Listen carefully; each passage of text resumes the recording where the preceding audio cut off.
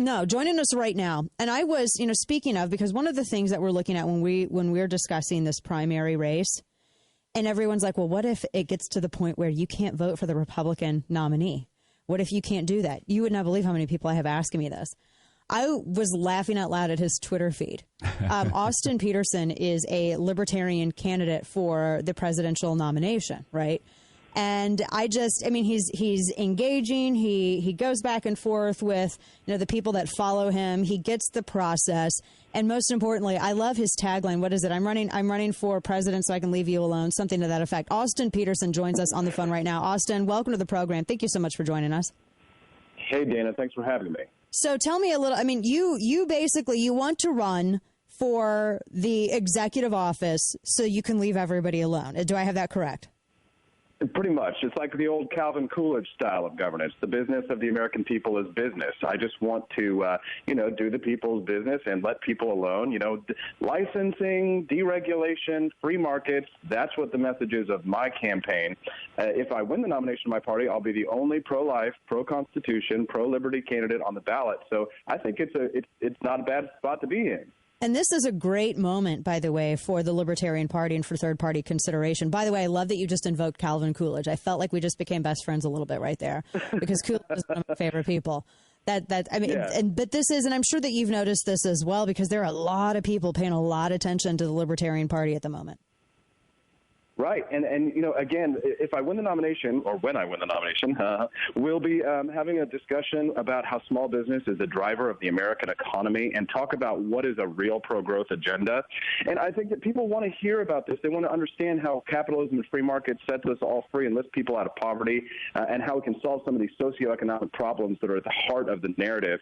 Currently, you've got people like Bernie Sanders and Hillary Clinton and Donald Trump are driving the narrative. But libertarians have a message that's different than all these mainstream candidates.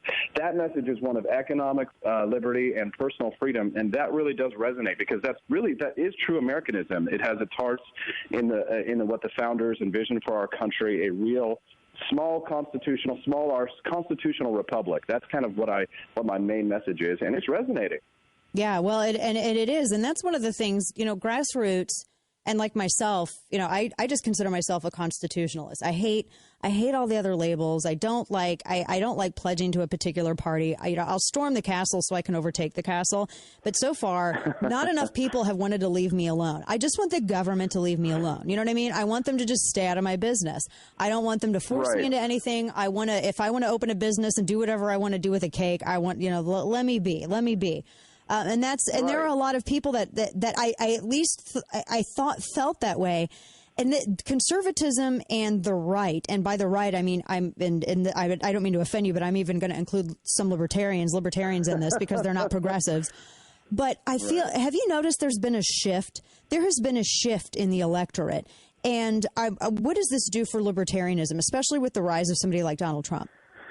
Well, it puts us front and center, because we ask ourselves, if we are on the right, what is it we really believe? And I mean, every free market economist for the last 100 years pretty much has been a libertarian, or at least what you might call a classical liberal. I know it's a bad word in conservative circles, but we're talking about real liberalism, not the phony kind that's been foisted on us by the progressives. And so when you talk about what does that mean, it's a deregulatory agenda, because every small business owner wants to pay lower taxes.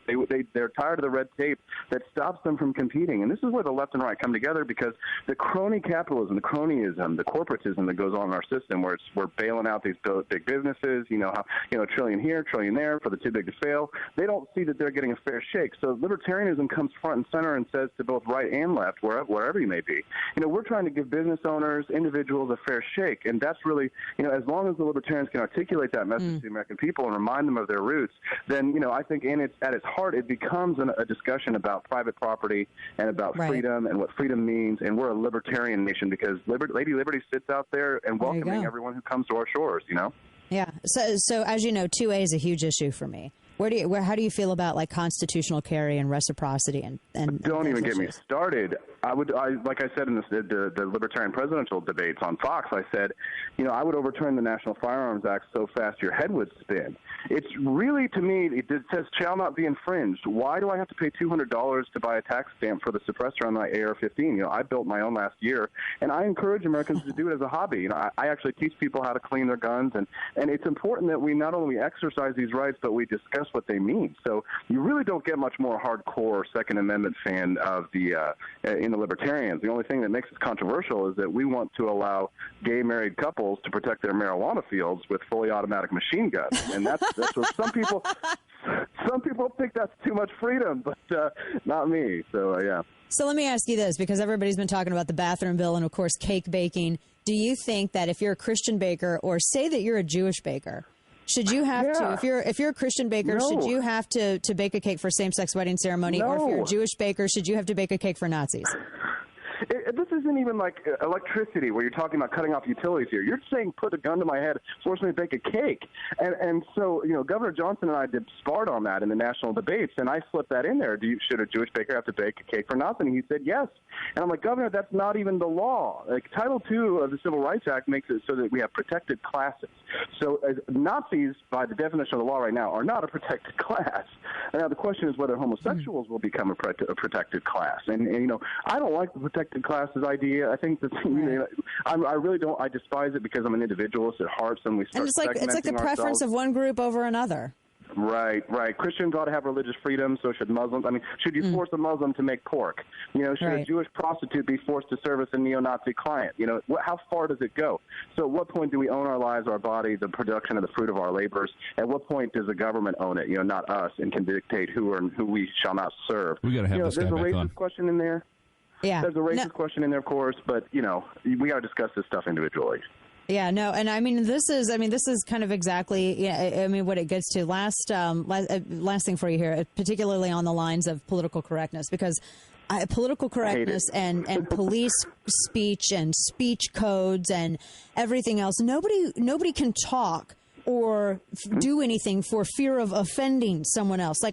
We had the story last week of the sorority that had a Taco Tuesday for a charity that benefits orphanages, for crying out loud. Somebody complained. Yeah. They shut the whole thing down. Let me tell you something. One of the greatest moments of the 21st century was when Dr. Ben Carson, one of my heroes, got up in Obama's face and said, the politically correct police are out in full force at all times. And political correctness is fascism with manners. People have a right to be jerks in the United States. I'm sorry. People do say I'm a little bit of a jerk, and they say, Austin, I don't like the way you talk. Well, out here in the Midwest, in Kansas City, where I'm from, in the heartland, we don't get our feelings hurt, so easily. So I sort of feel like it's these limp-wristed liberals coming at us with their agenda that they want to force everybody into their sort of their style of strange pacifism. Like, don't you dare say something that might cause someone flutter or harm. I'm not saying you get in people's face and you be a jerk on purpose, because I'm really not an intensively aggressive person. I don't like to get and I'm a libertarian, so I tend to be a more dove.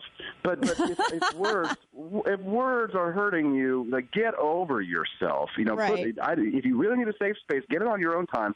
Don't force your safe space on me, bro. Don't non-aggress me. Amen. We have to have you back. It's I've really enjoyed talking with you. Austin Petersen, the website austinpetersen2016.com, Libertarian Party candidate for president. Austin, it was great to speak with you. We'd love to have you back.